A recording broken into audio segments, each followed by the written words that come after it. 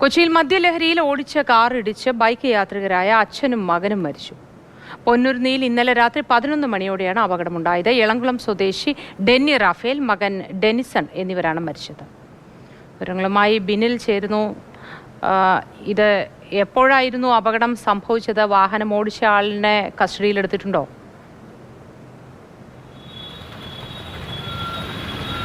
ഇന്നലെ രാത്രി 11:30യോടുകൂടിയാണ് ഈ ദാരുണമായ അപകടമുണ്ടാകുന്നത്. വൈറ്റില പൊന്നുരുന്നി മേൽപ്പാലത്തിന് താഴെ ആണ് ഈ അപകടം നടന്നിരിക്കുന്നത്. അതായത് വൈറ്റില ഭാഗത്ത് നിന്ന് പാലാരിവട്ടം ഭാഗത്തേക്ക് വരികയായിരുന്ന ഈ സ്കോർപിയോ വാഹനമാണ് അപകടമുണ്ടാക്കിയത്. വാഹനത്തിൽ തന്നെ നമുക്ക് രക്തക്കറകളൊക്കെ തന്നെ കാണാം. അതായത് ഈ അപകടത്തിൽ മരിച്ചവരുടെ രക്തക്കറകളാണ് ഈ വാഹനത്തിലുള്ളത്.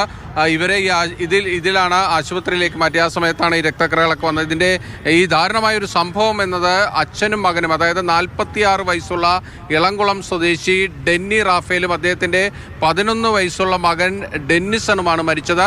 ഈ അപകട കാരണത്തിലേക്ക് പോയാലാണ് അതിൻ്റെ ഏറ്റവും പ്രധാനപ്പെട്ട കാര്യം. അതായത് ഈ വാഹനം ഓടിച്ചിരുന്ന പാലക്കാട് സ്വദേശി സുജിത്ത് മദ്യപിച്ചിരുന്നു എന്നതാണ്. അതായത് മദ്യലഹരിയിൽ വാഹനം ഓടിച്ചാണ് ഈ അപകടം ഉണ്ടാക്കിയത്. അതുകൊണ്ടാണ് പോലീസ് IPC 304 പ്രകാരം നരഹത്യ കുറ്റം ചുമത്തി ഇപ്പോൾ സുജിത്തിൻ്റെ അറസ്റ്റ് രേഖപ്പെടുത്തിയിരിക്കുന്നത്. ഈ കേസിലെ FIRലടക്കം പ്രതി മദ്യലഹരിയിലായിരുന്നു എന്ന കാര്യം പോലീസ് വ്യക്തമാക്കുകയും ചെയ്തിട്ടുണ്ട്. അമിത വേഗത്തിൽ ഈ വാഹനം ഓടിച്ചു കൊണ്ടുവന്ന് ഇടിപ്പിച്ചു എന്നതാണ് പോലീസിൻ്റെ FIRലുള്ളത്. ഈ വാഹനത്തിൻ്റെ ഈ ഇടത് വശം മുൻഭാഗമാണ് ഈ സ്കൂട്ടറിൽ ഇടിച്ചിരിക്കുന്നത്. ഡിയോ സ്കൂട്ടറിലായിരുന്നു ഡെന്നിയും മകൻ ഡെന്നിസനും ഉണ്ടായിരുന്നത്. ഈ വാഹനത്തിൻ്റെ മുൻവശം ബമ്പർ അടക്കം ഈ ഇത്തരത്തിൽ പൊട്ടി തകർന്ന നിലയിലാണ്. അതായത് എത്രത്തോളം വേഗതയിലായിരുന്നു ഈ വാഹനം എന്നത് ഈ ദൃശ്യങ്ങളിൽ നിന്ന് തന്നെ വ്യക്തമാകുകയാണ്.